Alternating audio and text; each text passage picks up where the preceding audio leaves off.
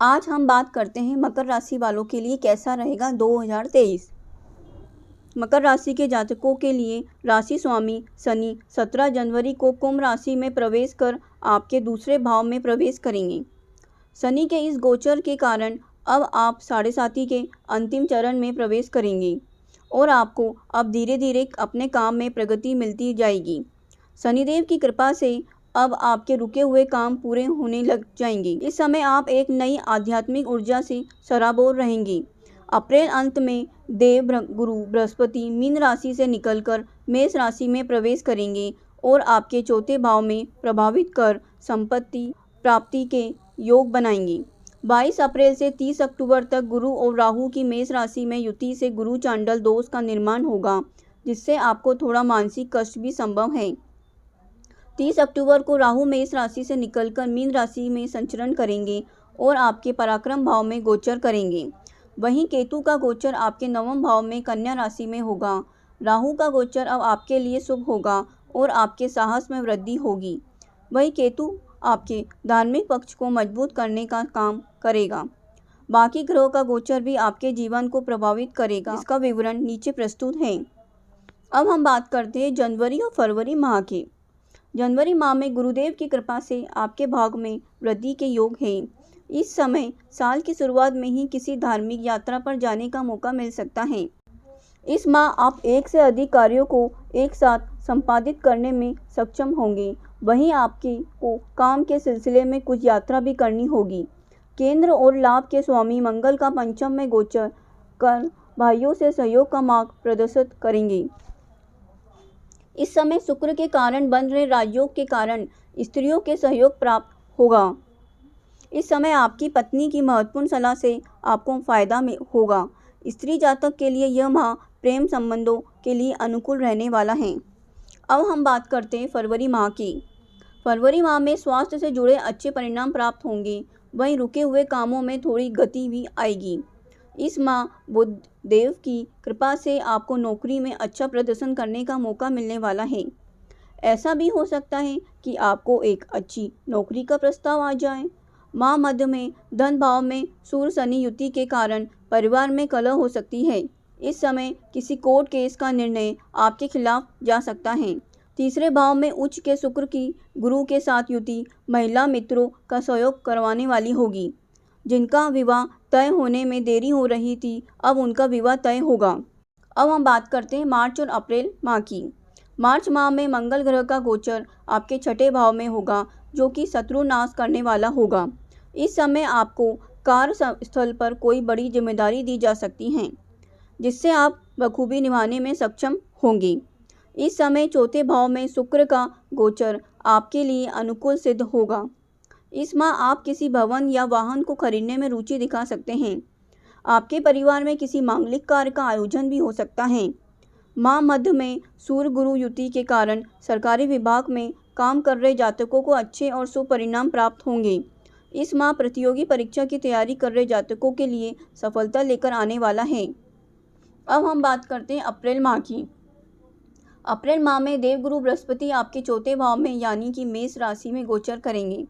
गुरु यहाँ पहले से विराजमान राहु के साथ युति करेंगे, जिससे कि गुरु चांडल दोष का निर्माण होगा।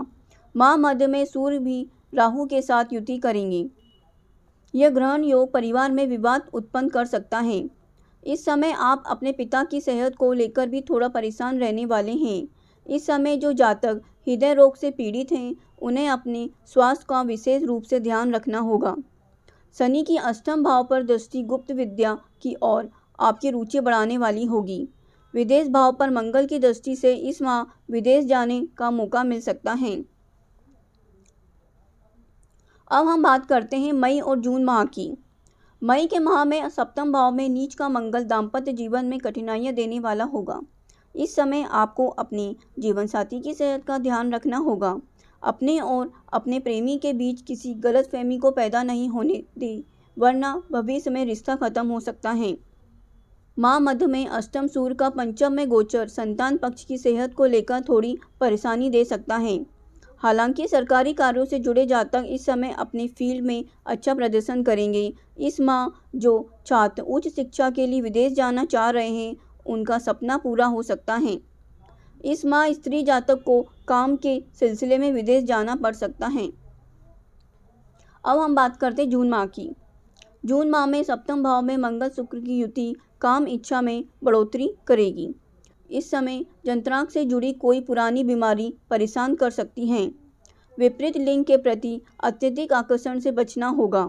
इस माह सूर्य के विपरीत राजयोग के कारण आपको गुप्त मदद प्राप्त होगी। सरकारी लाभ प्राप्त होने के योग दिखाई दे रहे हैं। बुध देव की कृपा से इस माह संतान के साथ पिकनिक के लिए जा सकते हैं। धन भाव में विराजमान शनि पर केतु की दृष्टि से इस माह थोड़ा धन संचय में कठिनाई आ सकती है। इस माह आपको अपनी वाणी में कटुता से बचना होगा। व्यापारी वर्ग को नया ऑर्डर मिलेंगे और काम बढ़िया चलेगा। अब हम बात करते हैं जुलाई और अगस्त माह की। जुलाई माह में आपको मंगल देव की कृपा से पिता का सहयोग प्राप्त होगा। इस माह आपकी लंबी दूरी की यात्राओं के योग दिखाई दे रहे हैं। इस माह भाग्य का पूरा साथ मिलेगा। वहीं आपके कार्यस्थल पर आपको पदों उन्नति भी मिल सकती है। इस माह आप अगर किसी कंपनी में निवेश करना चाह रहे हैं तो बढ़िया समय होगा। आप अपनी किसी महिला मित्र के साथ साझेदारी में काम शुरू कर सकते हैं। इस माह अपने मित्रों पर अधिक भरोसा नहीं करना है। इस माह ससुराल पक्ष से किसी भी प्रकार का कोई आर्थिक लेन देन न करें। इस समय अपनी पत्नी के स्वास्थ्य का ध्यान रखना होगा। समाज में मान सम्मान प्राप्त होने के योग दिखाई दे रहे हैं। अगस्त माह में आपको हड्डियां और नसों से जुड़ी कोई बीमारी हो सकती है। इस माह आपका साहस और पराक्रम बढ़ा हुआ रहेगा। राहु और मंगल की दृष्टि अंगारक योग को जन्म देकर आपको गुस्सैल बना सकती है। इस समय आपके स्वभाव में अहंकार की अधिकता हो सकती है। इस माह आपको ये सलाह दी जाती है कि आप वाहन सावधानी से चलाएं। इस माह शोध कार्य में जुड़े जातक अच्छे परिणाम प्राप्त करेंगे। अपनी पत्नी के साथ मधुर संबंध होंगे और आप अपनी पत्नी को कोई कीमती उपहार भी दे सकते हैं। अब हम बात करते हैं सितंबर और अक्टूबर माह की। सितंबर माह में आपको सरकार से कोई बड़ा ऑर्डर मिल सकता है। इस समय विवाहित जातकों के घर में नए सदस्य का आगमन हो सकता है। इस माह आपकी पत्नी की ओर से कोई अच्छा तोहफा मिल सकता है। स्त्री जातक इस समय किसी नए पुरुष के प्रेम को स्वीकार कर सकती हैं। हालांकि इस रिश्ते में जाने से पहले आपको ये जांचना होगा कि क्या आपकी भावनाएं वाकई उस प्रेमी के लिए हैं। सरकारी नौकरी की तैयारी कर रहे जातकों को कुछ कठिनाइयां और बाधा का सामना करना पड़ सकता है। इस माह मौसमी बीमारी से खुद को बचाकर रखना होगा। अब हम बात करते हैं अक्टूबर माह की। अक्टूबर माह आपके लिए कार्यस्थल पर बढ़िया सफलता लेकर आने वाला है। इस समय आपको किसी विदेश यात्रा पर जाने का भी मौका मिलेगा। इस समय उच्च शिक्षा के लिए आपको कहीं से मदद मिल सकती है। राहु का गोचर अब आपके तीसरे, वहीं केतु का गोचर आपके नवम भाव में होने जा रहा है। इस माह आपको गुरु चांडल योग से मुक्ति मिल जाएगी और गुरु अब आपको अच्छा पद देने का कार्य करेंगे। राहु के कारण साहस में वृद्धि होगी और मित्रों से लाभ होने के योग बनेंगे। वहीं केतु के कारण अब आपको गुरुओं का आशीर्वाद प्राप्त होगा और किसी धार्मिक यात्रा से आपको लाभ होगा। अब हम बात करते हैं नवंबर और दिसंबर माह की। नवंबर माह में आपको वैवाहिक जीवन में कुछ तनाव का सामना करना पड़ सकता है। इस समय नीच के शुक्र पर राहु केतु के प्रभाव के कारण थोड़ी स्त्री से कष्ट संभव है। माह मध्य में लाभ स्थान में बलवान सूर्य बुध मंगल की युति आपको बेशुमार प्रसिद्धि देने का काम करने वाली है। इस समय आपको बड़े सरकारी काम मिलेंगे। वहीं कार्यस्थल पर आपके सहकर्मी मददगार साबित होंगे। चौथे भाव में विराजमान गुरु की कृपा से इस समय किसी बड़े भवन की प्राप्ति के संकेत दिखाई दे रहे हैं।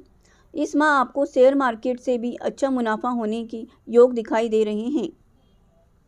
अब हम बात करते हैं दिसंबर माह की। साल के अंतिम माह दिसंबर में शुक्रदेव की कृपा से जीवनसाथी के साथ मधुर संबंध स्थापित होंगी। आपके परिवार में किसी मांगलिक कार्य का आयोजन किया जा सकता है। आपको इस समय किसी संस्था के द्वारा सम्मानित किया जा सकता है। सूर्यदेव की कृपा से जो जातक विदेश जाकर कारोबार बढ़ाने की सोच रहे हैं उनका काम होगा। गुरु शुक्र सप्तक योग जीवन में लक्ष्मी की कृपा देने वाला कहा जा सकता है।